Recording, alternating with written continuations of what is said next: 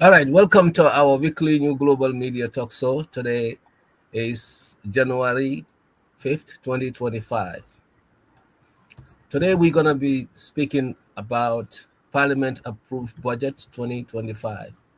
Parliament approved budget 2025. Our guest today is Sekou Jeng.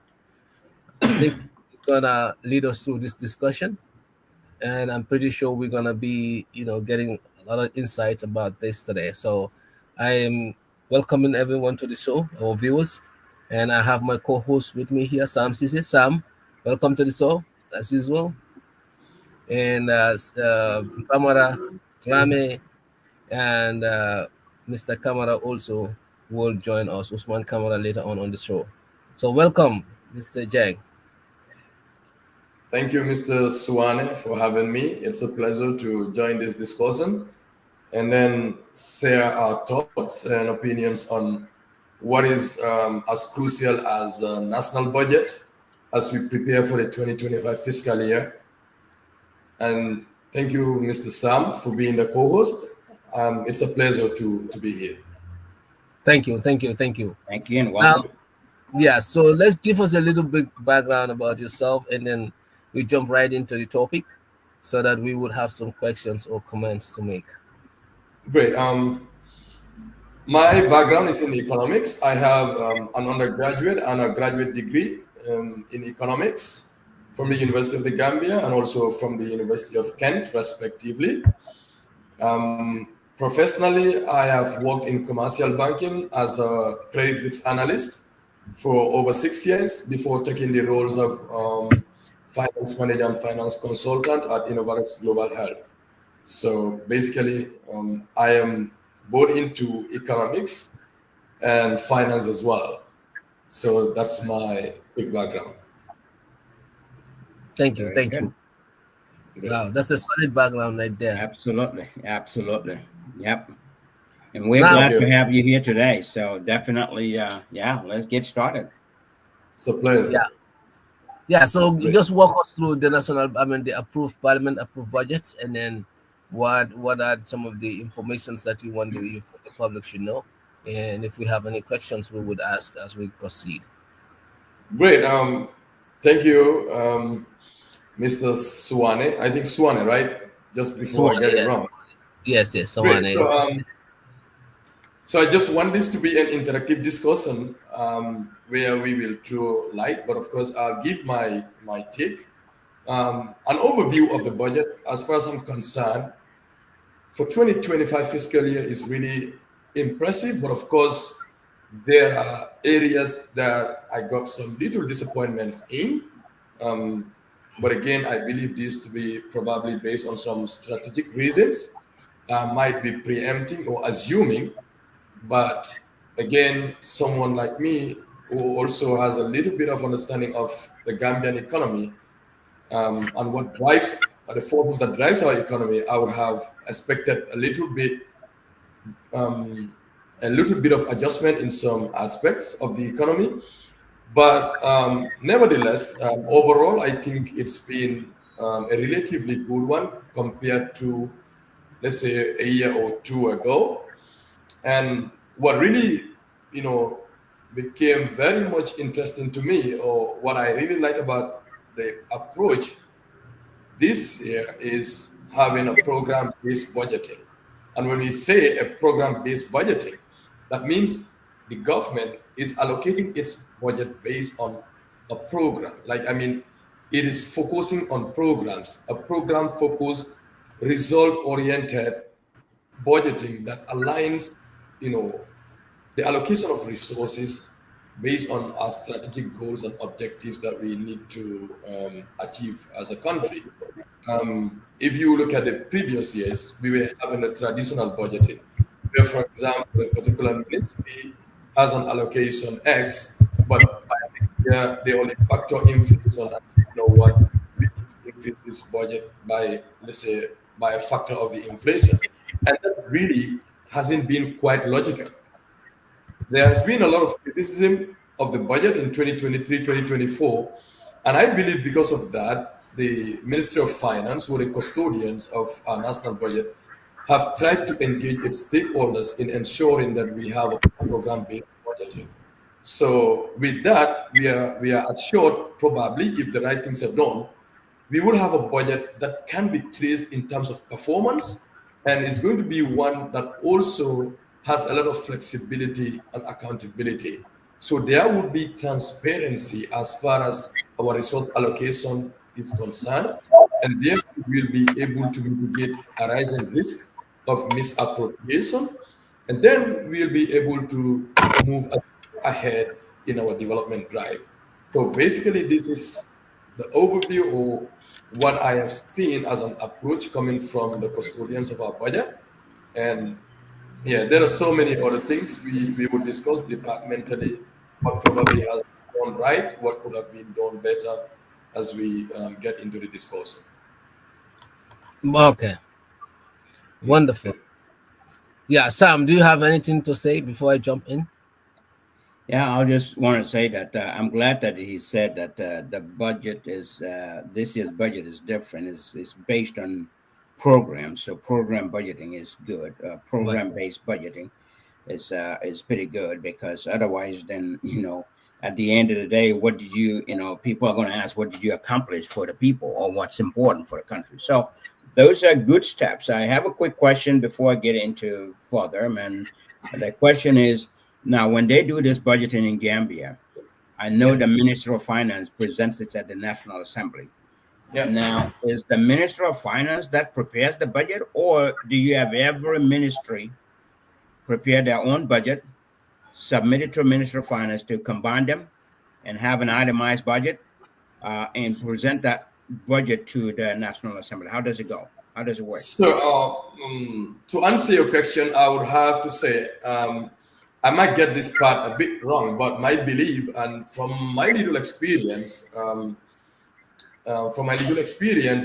as a finance manager and consultant, you expect departments to have their estimates that will be submitted to the finance team. So in this case, of course, each ministry would have their estimates through their accountants or finance experts, whatever departments are responsible, and they will submit those to the Ministry of Finance for evaluation.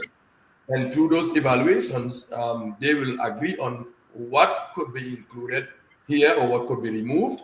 And once they have agreed on something, then this would be documented and submitted to the National Assembly for a review. And then they will also, like we saw this year, they actually slash down, try to agree and disagree on some points, and then looking at what are the priority areas, what can be removed and what can be included.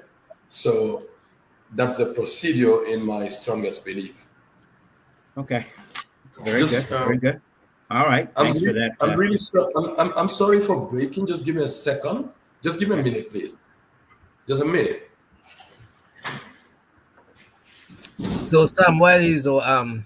he's stepped away, um, Hmm. I just want us to look at when it comes to the budget. A lot of talks Yep. were made about the allocations of budget and how come Yep. like the budget is inflated without vetting some of the some of the expenses that some departments or some areas, especially the executive area. Why is it that people haven't vetted areas instead I of am back. like yeah. Okay. Good. Yeah, so I was just telling Sam Yeah. there were a lot of speculation about this budgeting. Some areas or some departments or some sectors like the executive sector. If you look at the president's expenses, some people complain that it's over budget. I mean, like it's over, like inflated, Yeah. especially when it comes to the tour, the meet the farmer store, and also the food consumption. If you look at all the privileges that like the executive has, especially the president, Yeah. the budgeting is so inflated. So who are Yeah. these people who come up with this, and then why is it that the budget keep increasing year over year on things that are not necessary? And what is the mindset of those who are creating this? Because small government is always better than big government. because big government effectiveness is not there. You end up like having all these advisors, all these people hold this, yeah, positions, which is not necessary. Because yeah, you look at the executive body, the yeah, president, he has already advisors, which are the ministry. The yeah, ministries are there to advise him. That's their job. yeah, So there shouldn't be 10 or 15 or 10, 7 advisors getting yeah, paid on salary, and then that budget is also going to be factored to our our national economy. So these yeah. are the problem, with this whole budgeting issue is that we are not being realistic about it, and of course taxpayers are paying like more money on unnecessarily. That money could have been diverted to better health care and other useful things for the country. So, Sam, you coming? Yes. Or Sam or okay. No, you I mean You can Oh, comment. okay. That's up to you. Go ahead. So if you look at the 2025 budget, it's telling you the budget for the office of the president comprises about 2.8%. That is about 3% of the total budget for 2025 fiscal year. mhm, And this is a net change of about 25%. That means on every $100, we have a $25 increase on the budget allocation to the office of the president. Um, I have had so many people, I've seen people speak about how much this amount has been inflated, and even querying as to why do we need to allocate all of this to the president. And what people are doing is actually attaching this amount to the pocket of the president and his family. But what a lot of people also fail to discuss is that the office of the president comprises beyond the president and his family. And this, we would say, almost comprises the entire state house, or maybe the majority of it, if it is not the entire state house. And we have um, thousands of people working there. I'm not sure what the number is, but I believe this amount covers a lot of things that are just beyond the errands or the activities of the president and his family. But nevertheless, by proportion, if you look at it, it's accounting for 3% of our budget, which is a 25 percent increase from the 2024 estimates. But now let us look at it from this way. In every budget, we say the budget estimates. And usually, in fact, some departments or ministries or offices would exhaust their budget while others do not even exhaust their budget. But if you look at it proportionately, as I'm saying, um, it's a huge increase. I mean, relatively, of course, looking at other departments or offices, but more than half of the departments or offices factored in the budget did not get a 25% increase. But again, I think we just need to clear the myth, as in we do not we are not allocating this amount to the pocket of the president and his family, but rather is the entire office. And in fact, I believe, I cannot recall this off head, there are other offices or departments that are also attached to the office of the president who are factored in this allocation. okay. So in other words, there is no inflation associated with this amount of food. I mean, like let's say the president's, the food being the food provided in the state house, that number, and then other expenses like the president's presidential tour, with the farmer store and stuff like that. You're saying technically that those budgets are accurate in terms of like what those budgets are created for. There's no So, inflation on none of those. so I really don't know under which department or office the farmer store is catered for. But since it's a presidential activity, I want to believe it's also allocated under the office of the president. And in terms of the food as well, this should be allocated from the budget allocated to the office of the president. And I heard people saying, I did not see any documentary proof that I think, I'm not sure whether this is right, but the daily meal, I don't know whether weekly is about 150,000.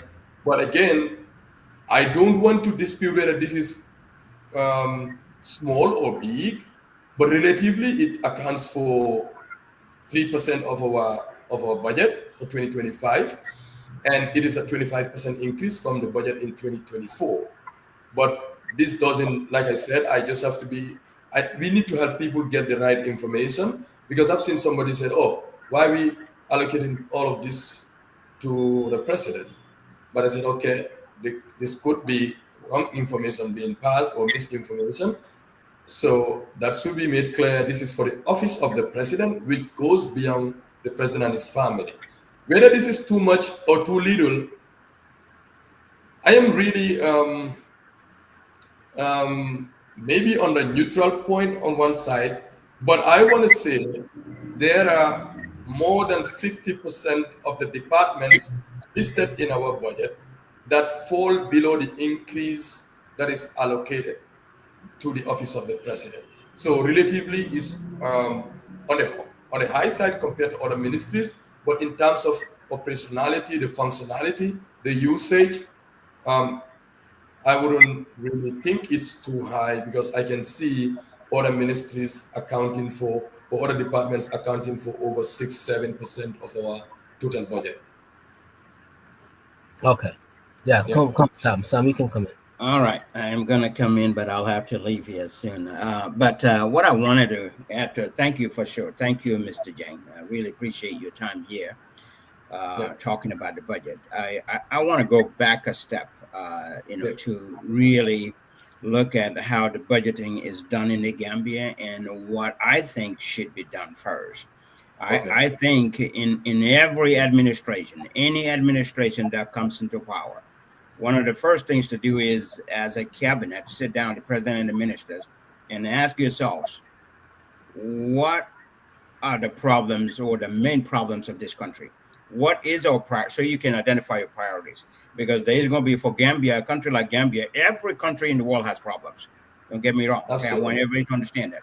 But for Gambia, what should be our top priority? What are our major problems that we need to address that we've been suffering from for the past years? Once you identify those problems, and I'm sure people are going to say healthcare. Healthcare really is in bad shape in Gambia. People are going to say cost of living is very high, and people's salary are not meeting the not balanced with the cost of living. They're going to talk about we have electricity and water supply problem here in the country. It's never been consistent since independence. Like where everybody has electricity, no power goes out. We've not got to that. So they need to look at the security reform. We need to reform our security. We need to make sure that we do have a great constitution to go with, and forget the 1997 constitution. So these are some of the things that the president and the ministers need to agree on. Here are our priorities. Out of those priorities, then they prioritize those as well. Let's say they get the most important 10 items on the list. Prioritize those 10 items on the list from 1, 2, and 3, or bucket A, B, C, or so. And then your first year, you want to tackle what you can tackle out of that from the priority list. Pick, even if it's one item, first year, tackle one item. So based on that, and then you put some on the bucket B, meaning the top priority items will be done in the first couple of years, and then we'll go to the next one, then we'll go to the next down. That way, our priorities are being addressed.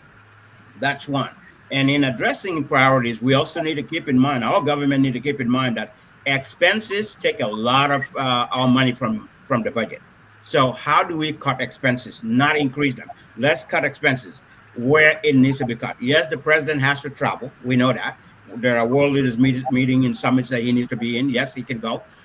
We have certain ministers, say foreign affairs ministers, will need to travel. Of course, we see that. Some ministers need to travel. Some ministers don't need to travel very often.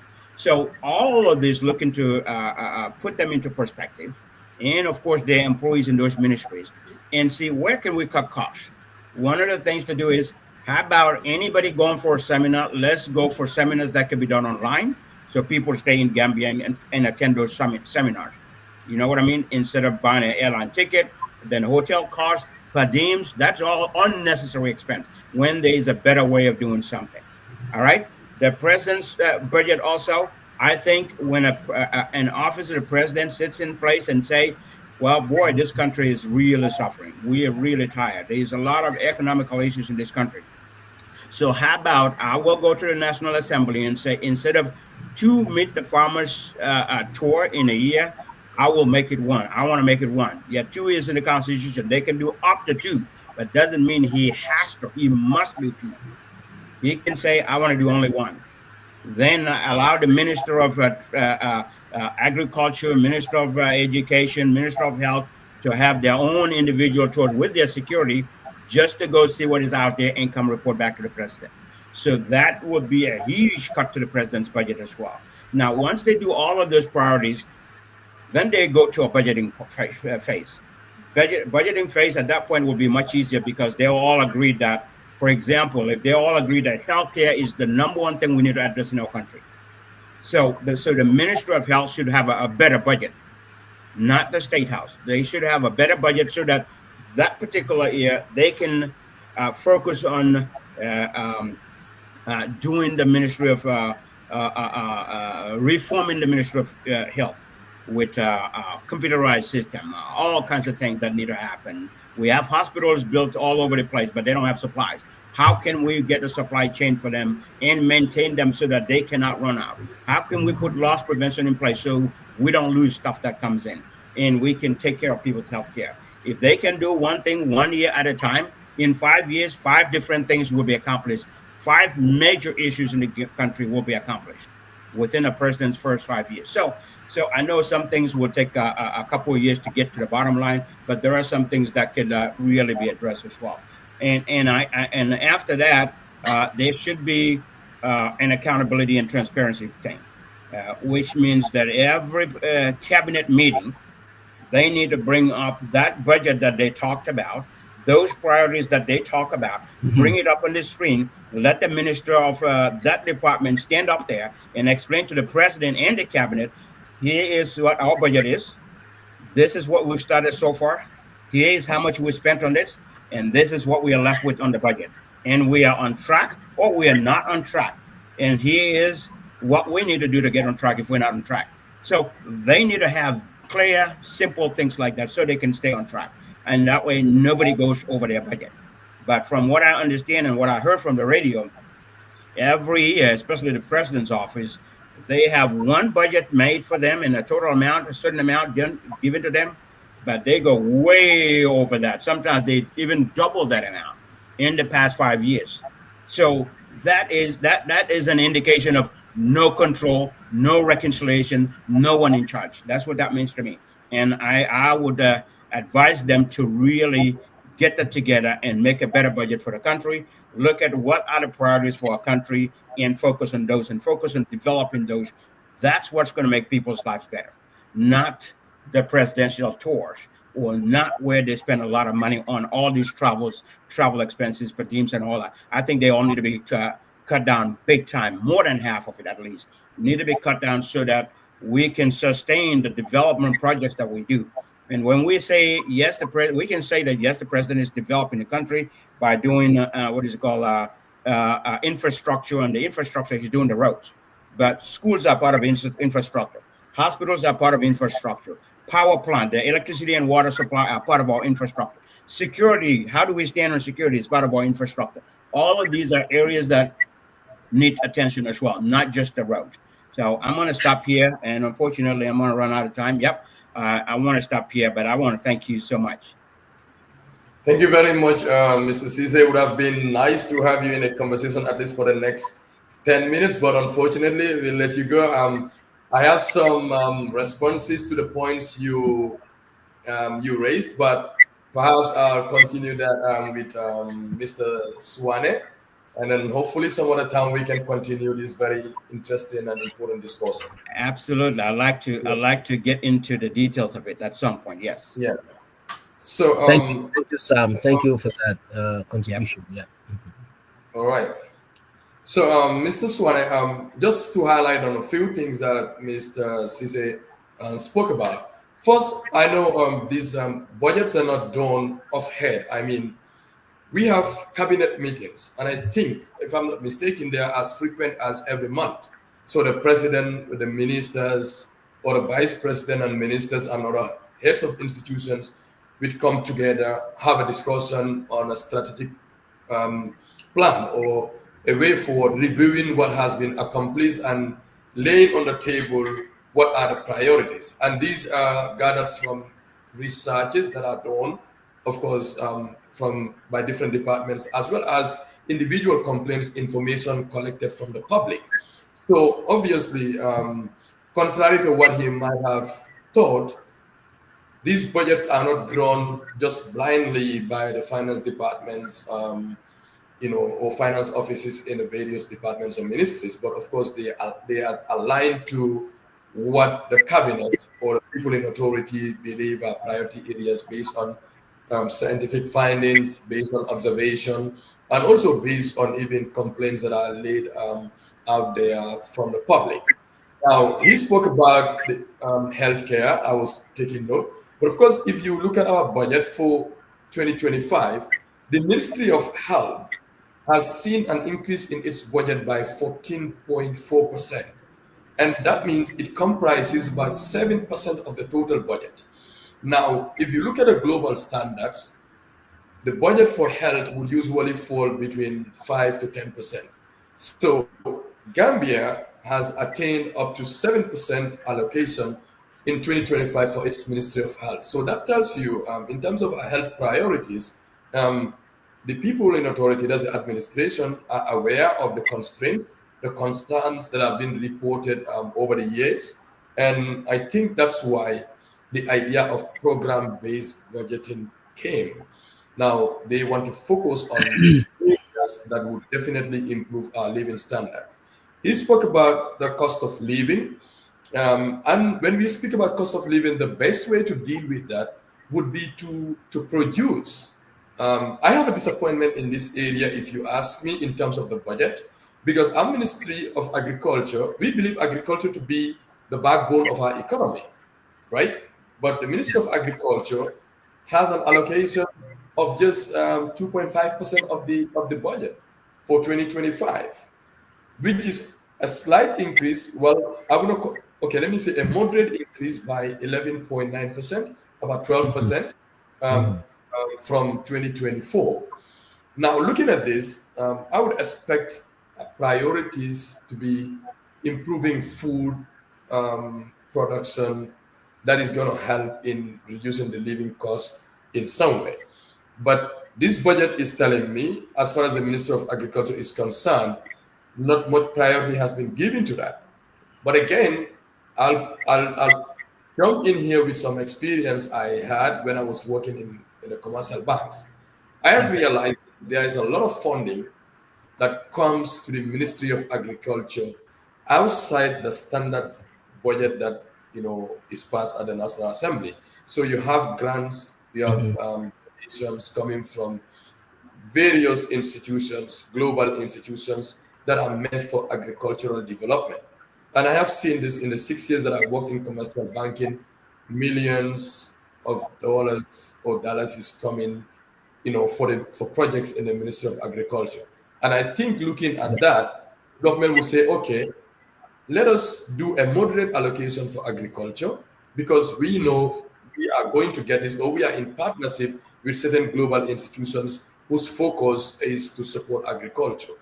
But, nevertheless, if the information is not put out for clarification, Nobody will someone might, know. Yeah. yeah, nobody would know what is going on.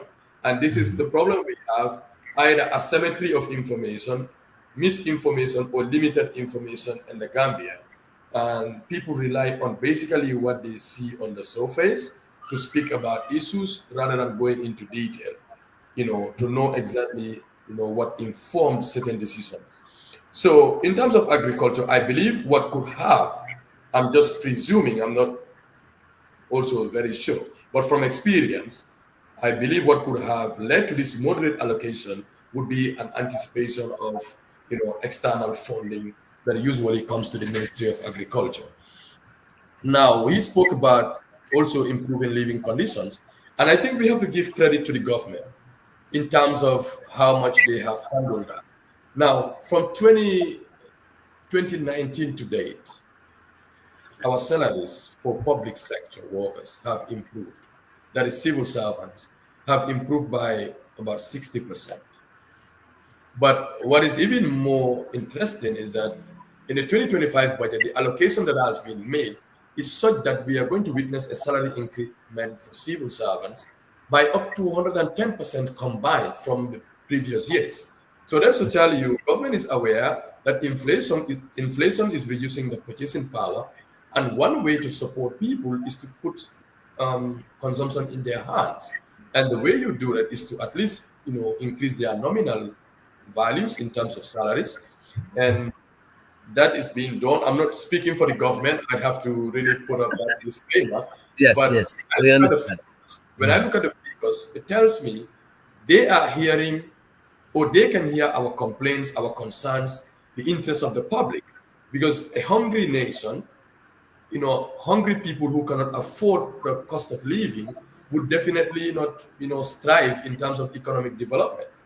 So, like Mr. Caesar said, building roads is one thing, but of course, having the resources that even make those roads useful in our socio-economic development is another thing. And I believe with this budget, there is some indication that the common interest is being factored by the government, and they will definitely want to have it implemented. Now, in terms of electricity, you spoke about water supply and all that, which is basically under the purview of NAWEC. Now, if you look at the allocation made for the Ministry of Petroleum and Energy, we are talking about $1 billion for 2025. It is just 3.3% of the total allocation for the fiscal year 2025. But this is a massive increase by almost 478% From the previous year. from the previous year. Okay. So this is telling you now the government is focused on reinforcing energy supply, because obviously without energy, we are not going to even have our production capacity to the potential we are supposed to have it. Business activity is going to slow down.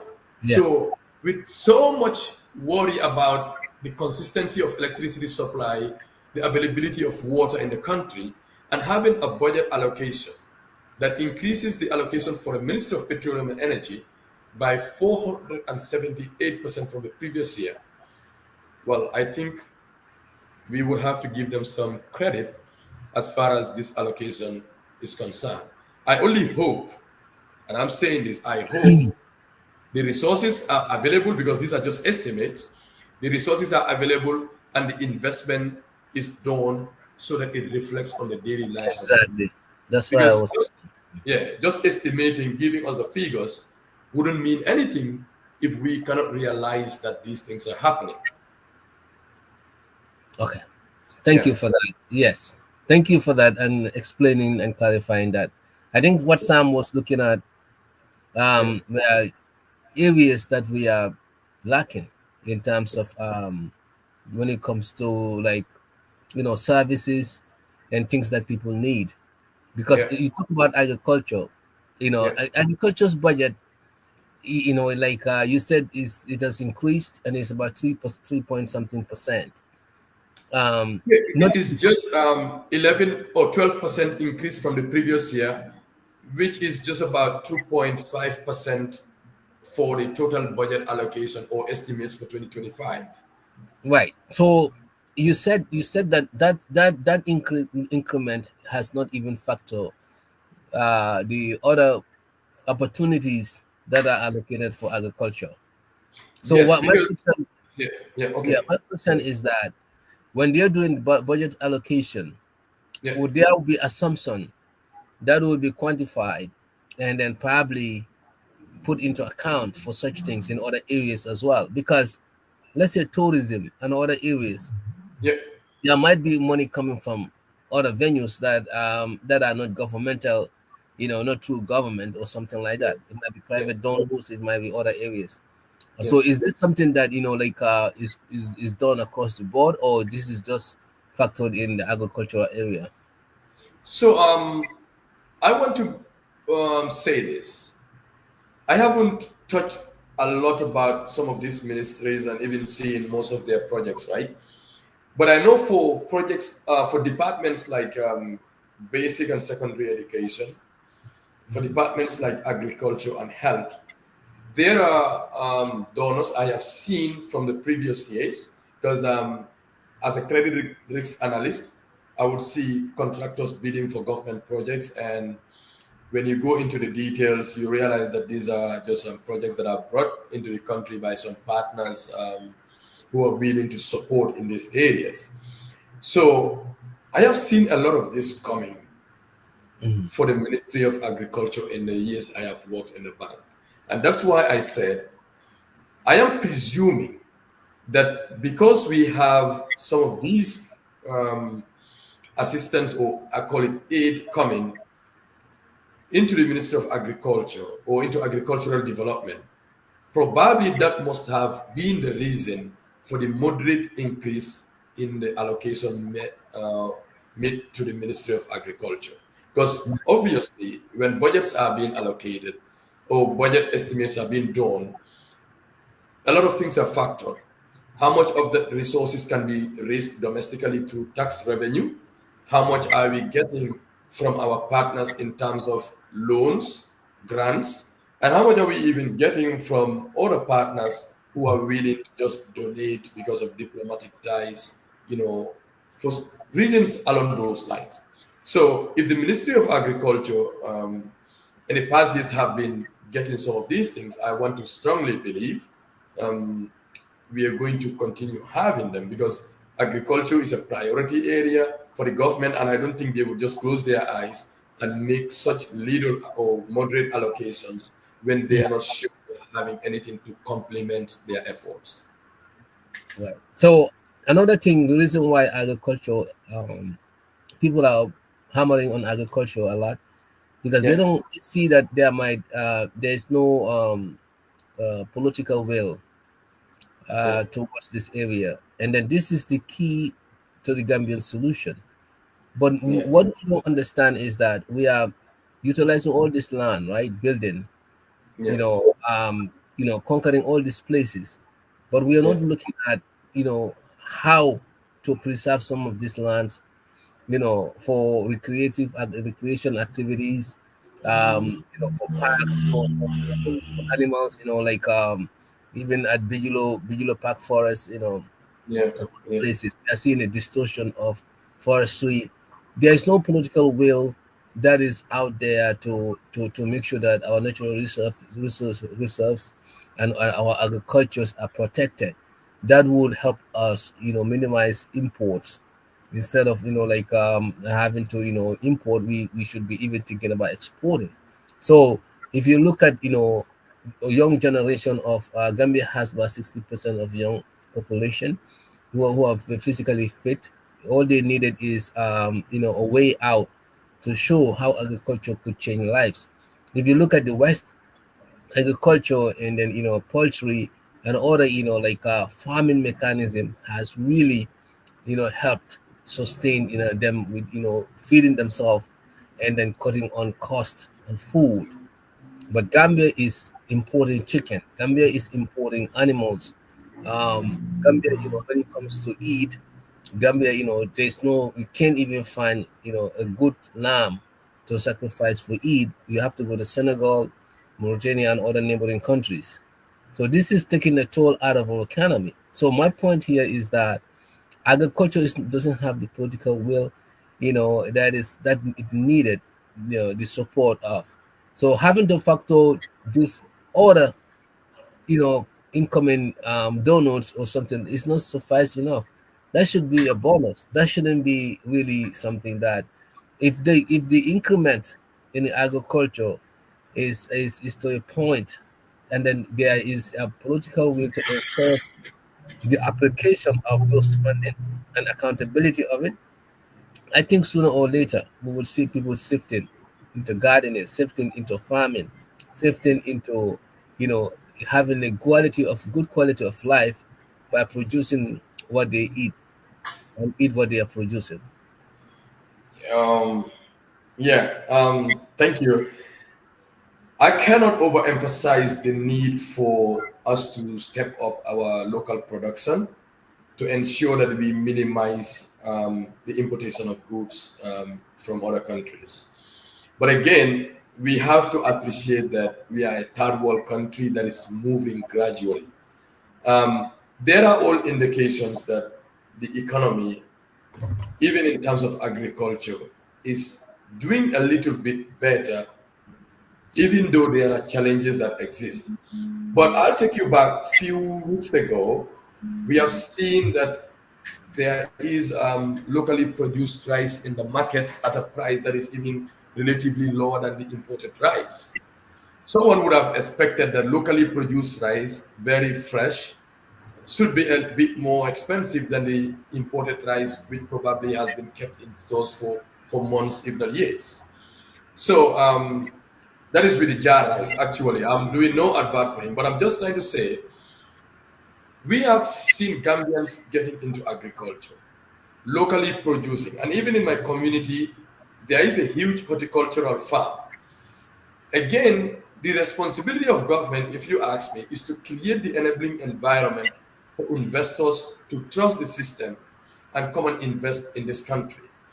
Now, in our new democratic dispensation, we have realized that a lot of people have tried to venture into agriculture. But again, we cannot close doors to importing just like that. And you will agree with me, even in the most developed countries, like I went to UK, where the people still rely on imported products, right? So it's not going to be something that is overnight. It's not something that's going to be over. Excuse me, somebody was just talking to me in the office, but sorry. So it's not going to be an overnight stuff, right? But again, I agree with you totally. There should be a lot of concentration on agricultural production. And in fact, if you ask me, the most important thing should be preservation, processing, and marketing. This is something we need because there are a lot of people or even a lot of agricultural produce that does not go into the market because it gets spoiled because we do not have storage facilities in some areas of the country.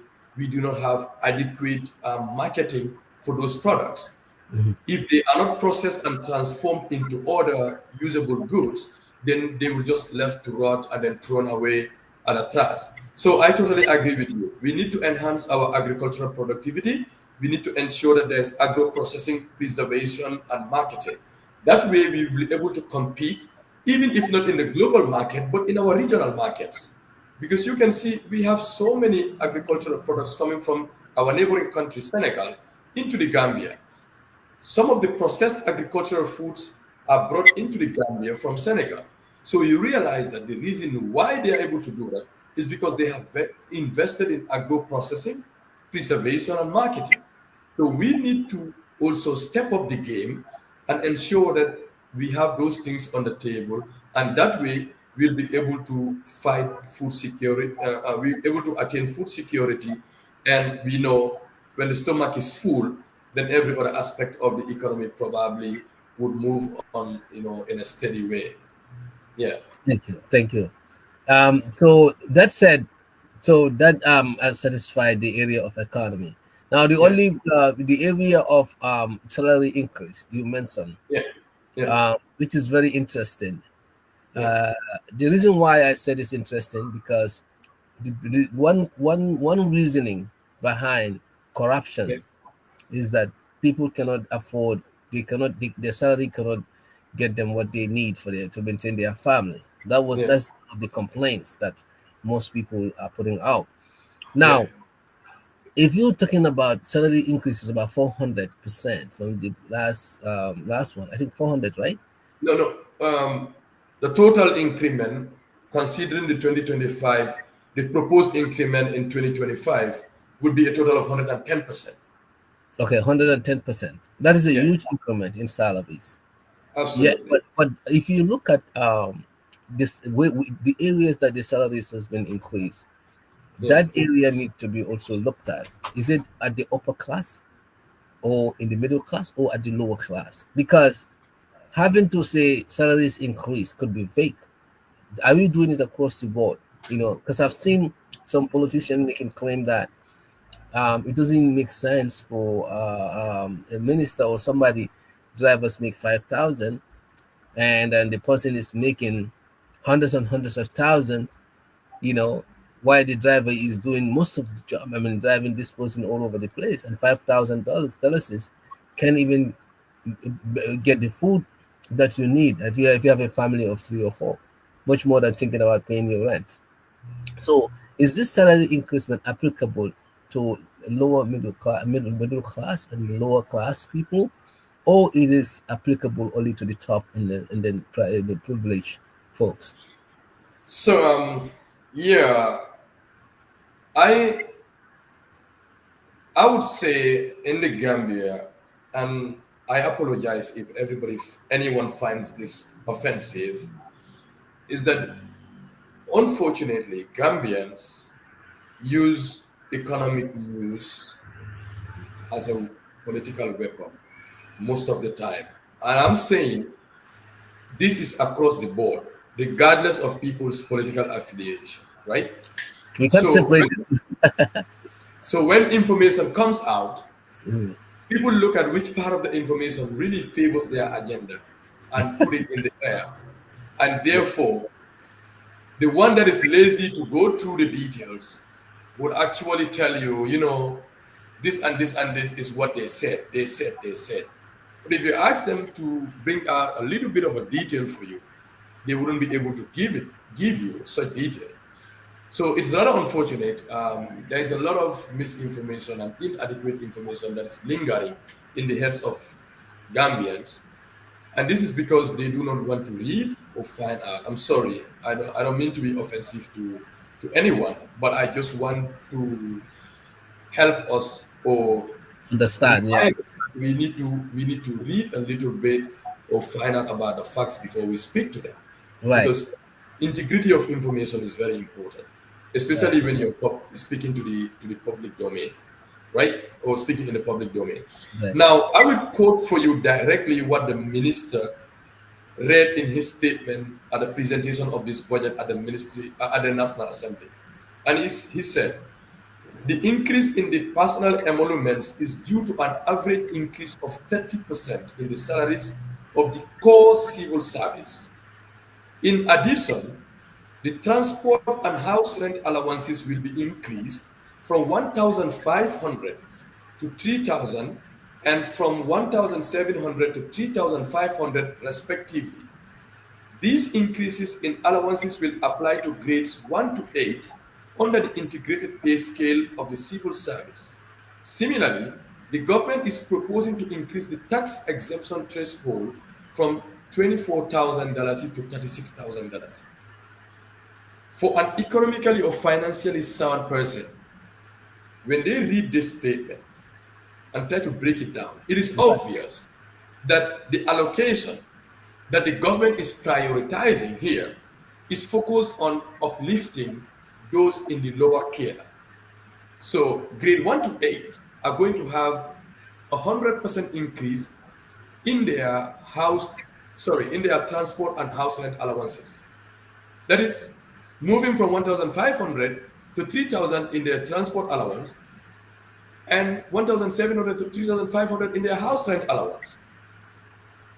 That is for grade 1 to 8. And we know grade 1 to 8, obviously, these are the people in the lower caste, right? But similarly, the government is also looking at a proposal where the tax exemption threshold is going to be increased. So if somebody's annual salary was 24%, below 24,000, they wouldn't be taxed. But now the government is saying we are proposing to take that to 36%. So this still tells you that the government is fully, or at least to some degree, let me not say fully because that is going to be probably an exaggeration, but to some degree prioritizing people who are earning lower salaries, people in the lower aspect of the ladder.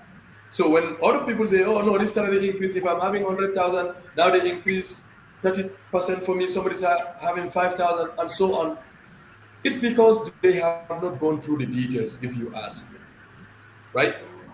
So basically, I'll tell you from the statement of the minister, per the 2025 budget statement that is made at the National Assembly, the estimates are that they are proposing to increase the allowances for those in the lower, categories, um, the lower earners, and also increasing their tax exemption threshold. So that is the reality here. It's not everything that a lot of people I will say. want to bring in the media, you know, just So, to so the so promote. the increment is across the board. The salary increment, of course, is across the board, but in terms of allowances, the basic salary increment is across the board. But in terms of allowances, this is only factoring those in the lower levels, grade 1 to 8. And also the threshold for tax exemption is also factoring those in the lower level, because if you look at 36,000 annual salary, that is strictly telling you this factors people who are At the very lower. low in terms of the earning capacity. Okay. So Yeah. that is fine. We already talked about the president's like a budget. You said that everything that is stated is not only limited to the president and his family, but anything Yeah. that has to do with the president's fine. What about the National Assembly? We have seen an increased budget, in their clothing, in other things when it comes to National Assembly. Is that something that is also looked at the level and then vetted to see that the budget in there is not over the board? Do you have an Yeah. idea? So as far as the National Assembly is concerned, I think justice has been done, at least relative to last year. If you have read or looked at critically the clothing allowances that were spoken about, I think a year or two ago, of course, I was one of the advocates against that, because I believe when people are paid salary, that is where they need to get their clothing and whatever they need to get from. Right. You can't pay me salaries and then still give me everything on my table. So, what is the essence of paying me? Because I need to sustain myself from my job. But if you're paying me and then giving me things as, unnecessary as clothing allowance in a country that has been affected seriously by COVID-19, a country that has undergone economic shock as a result of the COVID-19 pandemic, facing also impact of other global engagements such as the Ukraine-Russia war, it doesn't make sense to me that those things are allocated. But again, like I said, the proposed approach to the budget this year is program-based budgeting. And if you look at the allocation to the National Assembly, it's a reduction from last year by 7%. So I think they have heard what is being said. They cannot Yeah. continue doing the same things. Mhm. But somebody would also say, you know what, this is not the year in which they need to buy vehicles, so they need to bring down their budget. And I support that, because if you think the National Assembly should have a consistent budget or an open-ended, estimate, that means you're giving them the leverage to do whatever they want to do with national resources. But I am glad that they have agreed to, a reduction of about 7%, and the total allocation or the proportionate allocation to them from the total budget for 2025 is just 1%, 1.17. That is 1.2%, of the total allocation. So I'm sure as lawmakers, they have realized that as custodians of accountability in some aspect, they would need to embrace some of these things in good faith and realize that there are priority areas where we need to put our resources. Okay. So in other Yeah. words, the budget has been reduced to 7% reduction, which is which Yeah, is which is it has been cut by 31 million. That is relative to 2024. okay. So in 2024, they were having a budget allocation of 400 and I think 73 million in 2024. 473 million. That was the budget. But in 2025, that has been, brought down to 442 million. That's about 31 million reduction in the budget allocation to the National Assembly, 7%. All right. So, in your opinion, the Yeah, areas that Sam has mentioned and all the yeah, other areas that Gambian people are complaining about in terms of yeah, medical, the medical has yeah, been increased yeah, in 2025 budget. yeah. So that means we should be doing better this 2025 in terms We of health. should. We should be doing better. Yeah, I think we will do better. And one way we can look at this is the allocations that are made to these various sectors. And for me, education, agriculture, security, that is in terms of interior, health, and even information, these are crucial aspects as far as our resource allocations are concerned. Concern. Yeah. Now, if you look at all these ministries I counted for you, their allocations have increased by nothing less than 14% from 2024. That's a minimum reduction. No, sorry. Agriculture is 11%, 12%. So you realize that moderately, all these crucial aspects of government's operation have been given priority. And what even is more interesting, or I mean, what I found really, plausible, is the allocation made to the National Audit Office. We spoke about implementing and, you know, implementation and accountability. Now, the National Audit Office, as an independent institution, have realized, an increase in their allocation by 36% from the previous year. So that means, as well as other, you know, other sectors of the economy or other aspects of this allocation, the government is also interested in enhancing accountability, in terms of our resource utilization. And that's why I would expect the National Audit Office to definitely do a tremendous job in their functions in bringing out more and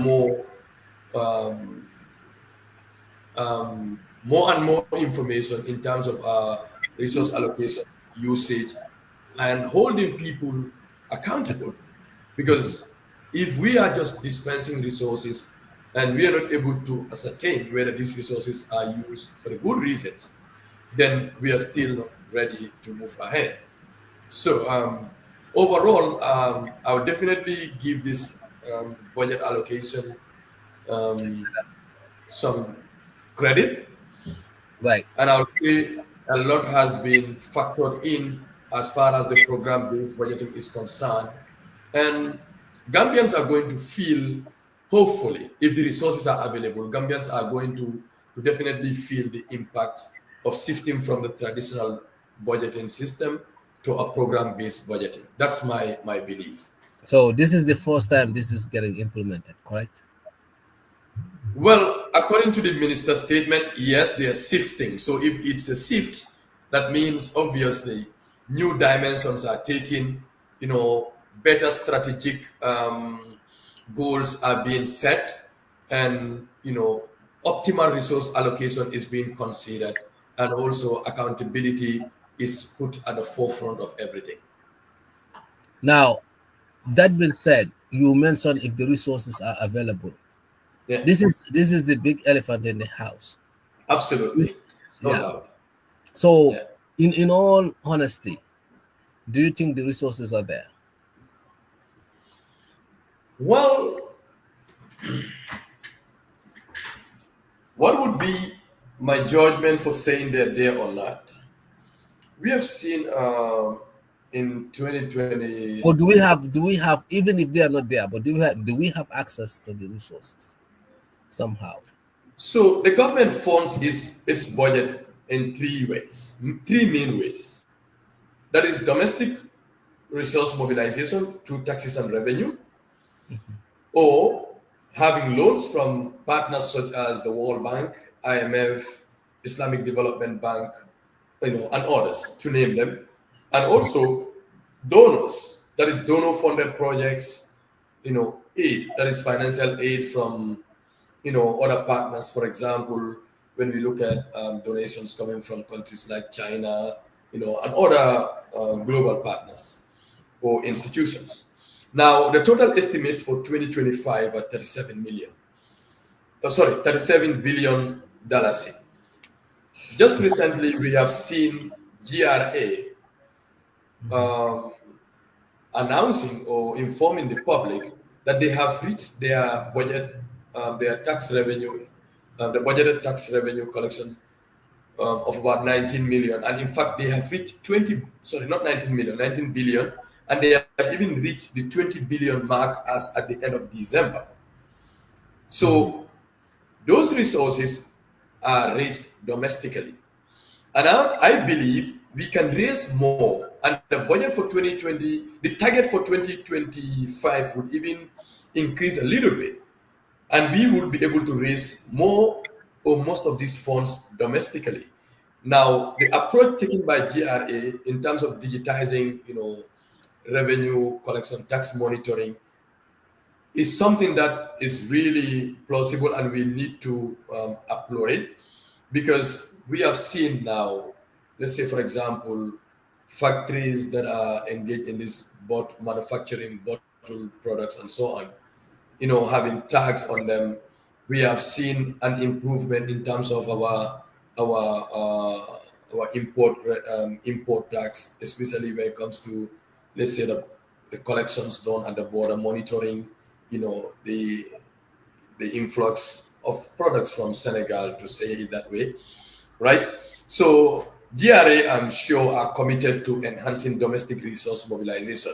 So whatever is the deficit in this case would come from loans or from grants or from donations from our partners.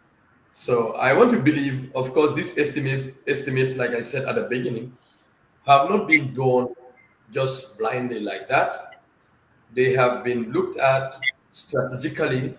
They have been, discussed with experts, sitting, you know, Yeah. in cabinet, at the Ministry of Finance, in the various ministries, at the Directorate, to look at ways in which, we can mobilize these resources. And I believe that there will be ways to at least meet a good proportion of this amount. I definitely want to believe, yeah, it's not just going to be numbers, but it's going to be some realistic estimation. So that's good. That's good that GRE has meet about the 20 billion target that they did, and I think I saw that. The the other things is talking about the loans and donations. You know, uh, donations and loans, they also factored. They also could be really have a drawbacks. So Yeah, that's why I don't think the Gambia should really look at that as a way to meet the budget supplement, to get the budget funding from. I yeah, think if there should be anything GRE way of going operation, or if there's any other additional way beside that, where yeah. we can get revenue, we can gather revenues, that should be something that need to be explored, because once you subject yourself to loan, there are terms and conditions that comes with loans, and sometimes the person who feeds you, or the person who helped you, bail you out, you are subjected to what they want. Some of the things that they want could really, you can be dictated to fall for those things, especially when it comes to loans. Loans has conditions, and of course it has, penalties and so forth, and not penalties, and of course interests.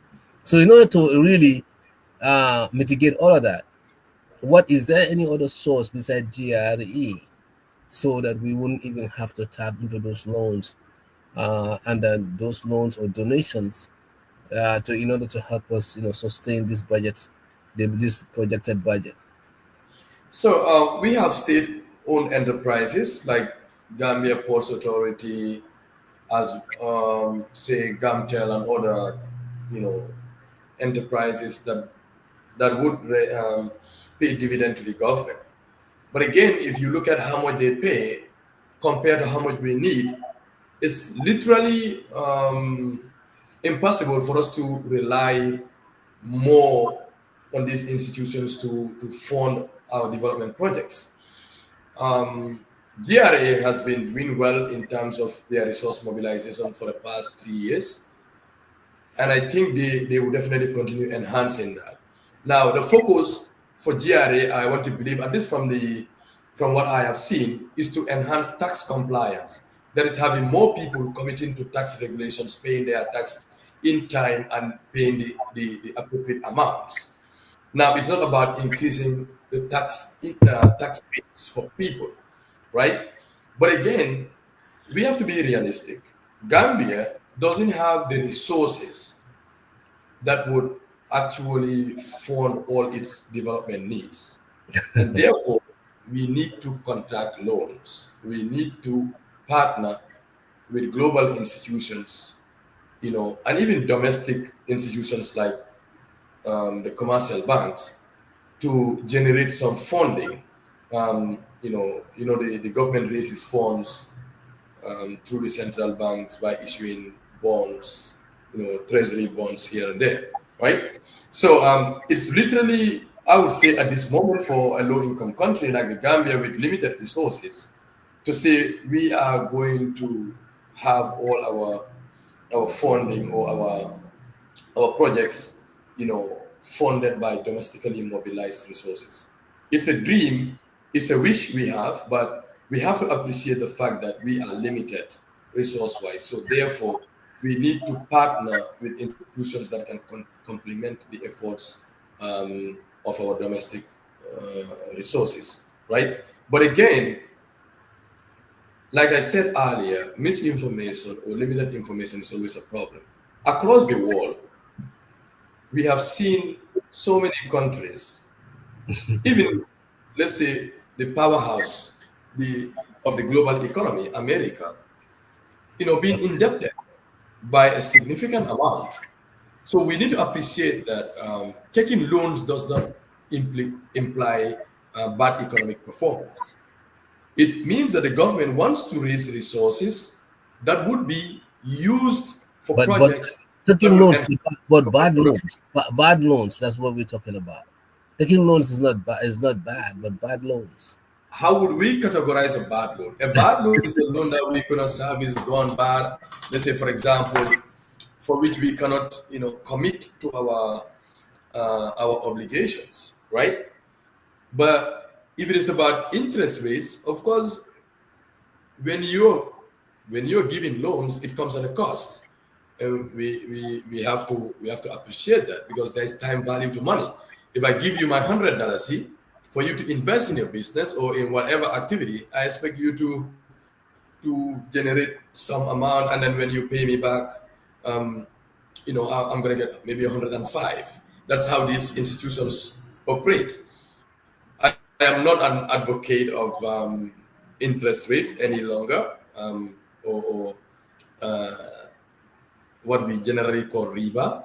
But this is what applies. The government is aware that there is a cost, but some of the loans are taken at a concession, at concessionary rates. So it would not be the standard interest rates, that are charged.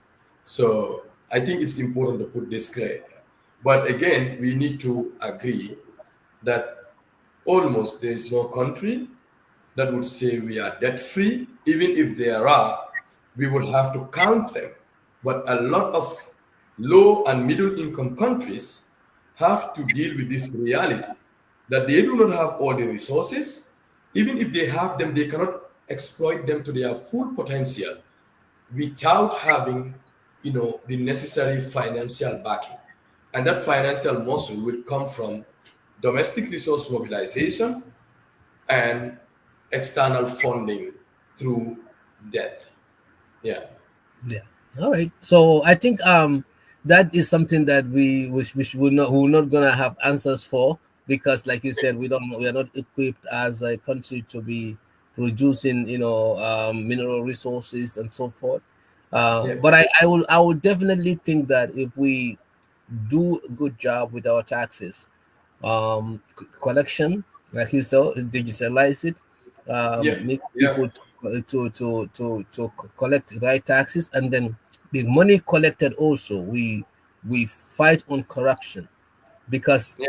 the problem here is that once you get all this money, it doesn't get to the right use based on our own, loopholes, our own way of operation. Our Yeah. people, messing with this money and embezzling it, or kind of like, you don't see the money that we were talking about. So at the end of the day, it doesn't get to the right, it doesn't get to the right places. It doesn't fulfill the right purpose. So if those loopholes can be closed, in terms of corruptions, in terms of like, putting the right use of those money collected, I think taxes alone and could actually, cover at least 90% or 95% of our national budget expenses. Well, I wouldn't say we are really far away from mobilizing most of our resources domestically with the pace at which GRA is going. But also, we need to factor in the issue of inflation, which at some point is not even under the control of, let's say, the Gambia. Now, in the past 3, 4 years, we have seen serious disruption to the global supply chain, which has led to low global productivity, hence the increase in prices of almost everything, right? So Right. therefore, I wouldn't say, we are far from using all our resources domestically, but we have to just appreciate the baby steps that we are taking and hope that the monies that are raised are put into good use. And that's Yeah. why I'm now calling the National Audit Office to say, you know what, your budget has been increased a little bit. Do more of your work, do it better as well, bring out the information to the people, hold people offices accountable for the Accountability. allocation of Mhm. our resources, and there, we'll be able to know what's happening. Corruption is an issue. I stand to be a strong advocate against corruption. I don't tolerate it for a minute. And I think the average Gambian does not tolerate corruption as well. But when we only speak about it and not take measures towards combating it, it becomes a major issue. It remains a major issue as it is. But again, with the independent investigations or the independence of our national audit, hopefully so many things will be unearthed as we proceed. And then, we'll be able to put things in order, reforms and other, you know, approach or other strategic means of, optimizing the allocation and usage of our resources. And then one more last thing before I let Yeah. you, go. The taking cash, and if Sam is here, he's gonna definitely validate that. Taking cash out of people's hand. Gambia should be having electronical transactional system, especially for most of these offices and these civil servants. So is, these folks working in the civil service, so that things can be transparent. All transactions can be verified electronically, take cash out of people's hand instead of people physically taking cash and then buying, purchasing stuff. It could be all be done digitally, so that it could be verified by the National Audit Office, and also there's a paper trail of everything, so everyone is accountable. I think this is a way forward for Gambia. It will really bring like a lot of things to light, and then it will minimize the corruptions that we've been talking about. Corruption is one thing, we can talk about it, but taking action is to making it difficult for it to happen in all these respectful sectors. So Yeah. your I final think thoughts. I think we have a unanimous agreement on that. I mean, I definitely concur with that submission. We need to move away from most of this manual, ways of doing things, especially when it comes to handling money. We need to digitize the economy. And I think that's a priority area. I think for the first time in so many years, we have a ministry responsible for communication and digital economy. We believe, or my anticipation was that the first thing that that ministry was going to do is to ensure that we have a digitalized system of mobilizing our resources and monitoring, where funds, money, whatever goes Mhm. to. So I think this would be given a look by the government, I want to believe, because that ministry cannot just be there dormant, doing nothing about this. It's a call that is, being made by almost every Gambian who understands the trend of misuse of public resources, and the potential for corruption when people continue holding cash in their hands. So I definitely believe that this would be given utmost urgency, as soon as now, just to ensure that we are able to control and monitor our resources, money in this case. Yeah, let's advocate for that. Let's continue advocating for that. Absolutely, we Thank you. will. We will continue. Your final words, Mr. Sekou Jan. Well, thank you very much for once again for having me. It was good to be part of this discussion. Unfortunately, we didn't have Mr. Sam Cisse being with us for all this time. Mr. Kamara would have been nice to have him here, but he did not also show up, probably due to some commitments. But all in all, I'm really happy to be here. It was a very good discussion. I've been I have learned a lot from both you and Mr. Cisse, and Yeah, hopefully I'll go back to, taking some of your points into consideration, and doing some further research, yeah, um, and just helping my understanding as well. And I hope also I've transmitted some information that would be crucial for both of you to look at in the future or yeah. after this discussion. Yeah, definitely. I will share the link to Mr. Kamara. And then I think I have your contact also, so that No, you can share with your group. But this is uh, again, this is just the tip of the yeah, this is just the the introduction. We're gonna great. have you more because we are not an subject expert in anything like such.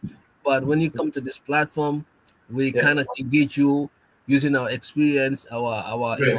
our analytic skills, and then also our little knowledge. And based on that, we tend to really dig into other areas because as he speaks, we also Yeah, pick up points that are yeah, needed to come out. So again, this is all approaching national building, making sure that our great. country we get to where we need to be. So we are Yeah, all, in the game together. Again, we are not there physically, but from distance, we try to create this platform and then engage our audience so that everybody learns. And then as I'm learning from you, you are also learning, and our yeah, audience, absolutely. I can see from their comments, a lot of people were commenting. So I will share you with the link, and then we can No, have you again another time. great. Definitely. Thank you so much. It was nice having you, and definitely see you some other time. I'm really happy. Thank you so Thank very much, Mr. Cisse. Thank you. Thank you, Sek. Oh, Thank Mr. Swan, yeah. you. Oh, Sorry yeah. for that. So All right. thank you Okay. so Bye bye. much. All right. All right. We will talk later. Take care. All right. Bye bye. Thanks our audience as well. Thank you. You too.